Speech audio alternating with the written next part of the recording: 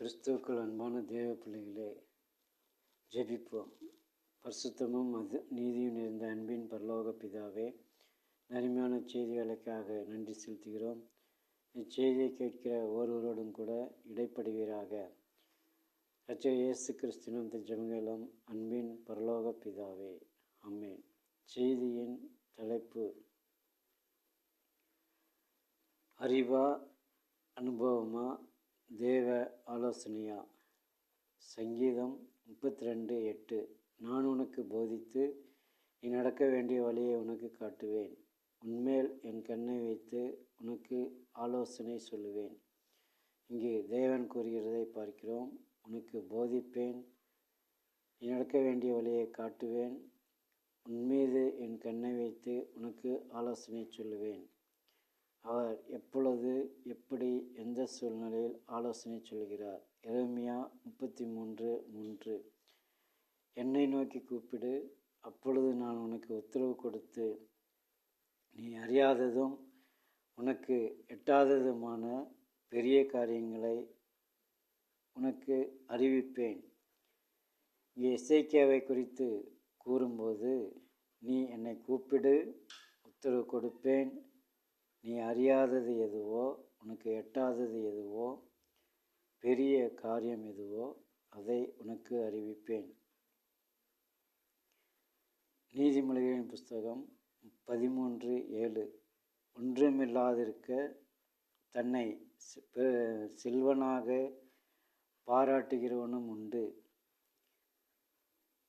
செல்வம் இருந்தும் ஒன்றுமில்லாமல் தரித்திரனாக பாராட்டுகிறவனும் உண்டு என்று அங்கு சொல்லப்படுகிறது.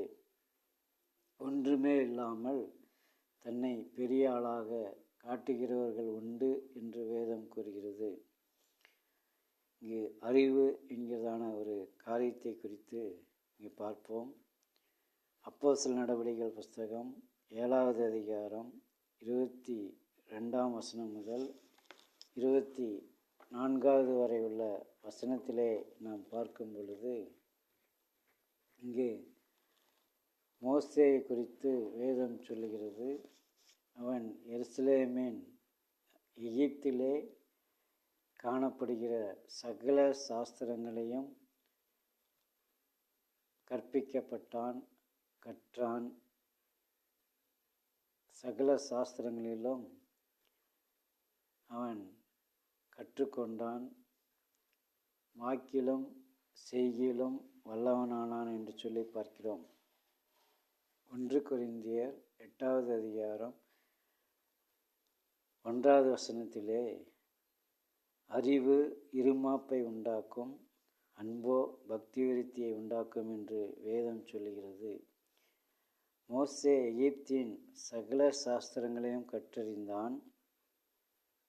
ஆனால் 2 எகிப்தியர்கள் சண்டையிட்ட போது ஒருவனை கொன்று மணலிலே புதைத்தான் என்று வேதம் கூறுகிறது. மறுநாளிலே அவர்கள் 2 எகிப்தியர்கள் சண்டையிட்டு கொண்டிருந்தார்கள். அப்பொழுது இவன் போய் அவர்களை சமாதானப்படுத்த நினைக்கிறான். அப்பொழுது அவன் கேட்கிறான், நேற்று எகிப்தியனை கொன்று போட்டதைப் போல எங்களையும் கொன்று போட மனதாயிருக்கிறாயா என்று கேட்டபோது, அங்கு அவன் நினைத்தான், நம்முடைய அறிவினாலே ஒருவனை கொன்று மண்ணிலே புதைத்தோம், யாரும் அறிந்து கொள்ளவில்லை என்று சொல்லி. அங்கு அவனுடைய சாஸ்திரங்கள் பயனளிக்கவில்லை, அனுபவம் பயனளிக்கவில்லை. அவன் பயந்து கொண்டு மீதியான் தேசத்திற்கு போனான் என்று சொல்லி பார்க்கிறோம். அதே வேளையில் அனுபவத்தை குறித்து பார்க்கும் பொழுது, எரேமியா தீர்க்கதரிசன புஸ்தகம் 18வது அதிகாரம் 2ஆம் வசனம் முதல் 4ஆம் வசனம் வரை உள்ள வசனங்களை பார்க்கும் பொழுது, அங்கு எரேமியாவை அழைக்கிறார். நீ குயவன் வீட்டிற்கு போ என்று சொல்கிறார். அங்கே உனக்கு நான் கற்றுக் கொடுப்பேன் என்று அவர் சொல்கிறதை பார்க்கிறோம்.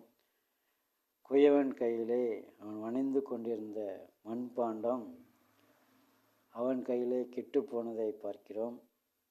அவன் கெட்டுப்போனதை வேறொரு பயனுள்ள மண்பாண்டமாய் மணைந்தான் என்று சொல்லப்படுகிறது. அப்படியாக இஸ்ரவேல் ஜனங்களையும் யூதா ஜனங்களையும் கெட்டு போயிருக்கக்கூடிய மனித வர்க்கங்களையும் நான் திரும்ப பயனுள்ள பாத்திரமாய் வணைவேன் என்று எரேமியாவுக்கு கற்றுக் கொடுக்கிறதை அங்கே பார்க்கிறோம். அன்பான தேவ பிள்ளையே, மோசே சகல சாஸ்திரங்களையும் கற்றிருந்தாலும் அது அந்த அனுபவம் அவனுக்கு கை கொடுக்கவில்லை, அறிவு கை கொடுக்கவில்லை. அவன் நினைத்து கொண்டான், இஸ்ரவேல் ஜனங்கள் என்னுடைய கைபலத்தினாலே இவர்கள் என்னுடைய அனுபவத்தை வைத்து இவர்கள் என்னை ஆண்டவர் எகிப்திலிருந்து மீட்டு கொண்டு ரட்சிப்பார், அவர்களை விடுவிப்பார் என்று தன் அனுபவத்தையும் அறிவையும் பயன்படுத்தின போது அது அவன் அங்கே அவமானப்பட்டு போனதை பார்க்கிறோம். நாம் எவ்வளவு திறமைசாலிகளாக இருந்தாலும் அனுபவசாலிகளாக இருந்தாலும் அனுதினமும் வழக்கத்தின்படி செய்து கொண்டிருக்கிற வேலையாக இருந்தாலும் அது நமக்கு பயனற்றதாய் போய்விடும். பிரசங்கியின் புஸ்தகத்திலே பார்க்கும் பொழுது ஞானவான்களின் ஞானமும் வித்துவான்களின் வித்தையும் ஞானிகளின் ஞானமும் ஒன்றுக்கும் உதவாது, எல்லாருக்கும் தேவ செயலும் தேவனுடைய சித்தமும் நேரிட வேண்டும் என்று சொல்லி அங்கே வேதம் சொல்லுகிறது. அப்படியாக அறிவை நம்பியோ அனுபவத்தை நம்பியோ நாம் ஒரு காரியத்தில் இறங்குவோம் என்றால் நாம் அவமானப்பட்டு நிந்திக்கப்பட்டு புறக்கணிக்கப்படுவது நிச்சயம். 1 ராஜாக்களின் புஸ்தகம் 4வது அதிகாரம் 30வது வசனத்திலே பார்க்கும் பொழுது அங்கு சாலமோனை குறித்து சொல்லப்படுகிறது. எகிப்தின் சகல ஞானத்தை பார்க்கிலும் கிழக்கத்தி புத்திரரின் ஞானத்தை பார்க்கிலும் அவன் அதிக ஞானமுள்ளவனாய் காணப்பட்டான் என்று சொல்லப்படுகிறது.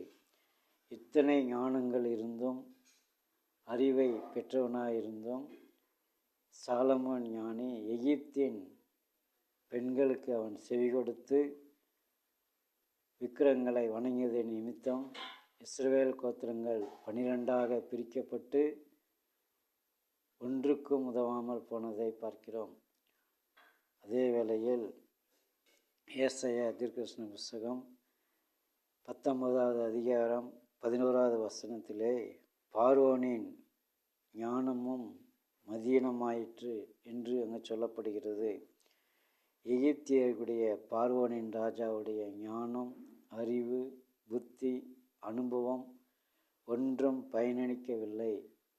எகிப்தியரின் ஞானம் எங்கே, ஞானிகள் எங்கே, அறிவாளிகள் எங்கே என்று வேதத்திலே பார்க்கிறோம். அப்படியாக இஸ்ரவேல் ஜனங்களை பின்தொடர்ந்து அவர்களை சண்டையிட்டு போரிட்டு அவர்களை திரும்பவும் அடிமையாக்கி கொண்டு வந்து எகிப்திலே அடிமைகளாக வைத்து கொள்ள வேண்டும் என்று ஆசைப்பட்டான். ஆனால் அவர்கள் செங்கடலிலே அழிந்தார்கள்.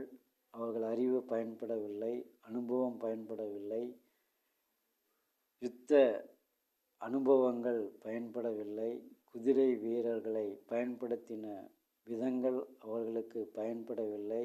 அத்தனை பேரும் செங்கடலிலே மடிந்து போனார்கள் என்று சொல்லி பார்க்கிறோம். யாத்திராகம புஸ்தகம் 14வது அதிகாரம் 16வது வசனத்திலே தேவன் வீதமாக குறிப்பிடுகிறார். நீ என்னை நோக்கி விண்ணப்பம் செய்ய வேண்டியது என்ன? மோசேயே, உன் கையில் இருக்கிற கோலை பயன்படுத்து என்று அவர் தேவ ஆலோசனையை சொல்லுகிறதை பார்க்கிறோம்.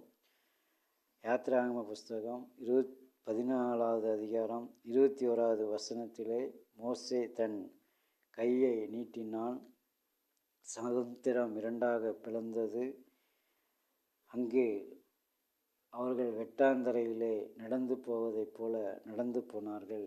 இங்கே ஒரு காரியத்தை நன்றாக புரிந்து கொள்ள வேண்டும். மோசேக்கு அறிவு பயன்படவில்லை, மோசேக்கு அனுபவம் பயன்படவில்லை. அவன் கையை பிசைந்து கொண்டிருந்த போது தேவன் ஆலோசனை கொடுக்கிறார். உன் கையில் இருக்கிற கோலை நீட்டு என்று சொல்லி அவன் நீட்டினான். செங்கடலை பிளந்தான். ஜலங்கள் மதிலாக இரண்டு பக்கமும் நின்றது.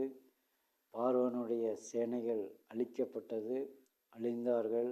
இஸ்ரவேல் ஜனங்கள் உலர்ந்த தரையிலே நடந்து போவதைப் போல அவர்கள் செங்கடலை கடந்து சென்றார்கள்.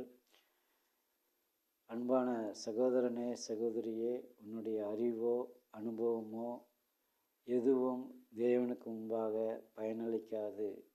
தேவனை நேசி, வேதத்தை நேசி. இங்கே மோசே கையை நீட்டினான், செங்கோலை நீட்டினான் என்று சொல்லப்படுகிறது. சங்கீதம் 149 பார்க்கும் பொழுது அவர்களுக்கு அவர்கள் வாயிலே கர்த்தரை உயர்த்தும் துதியும், அவர் கையிலே இருபுறமும் கற்குள்ள பட்டயமும் இருக்கிறது என்று சொல்லப்படுகிறது.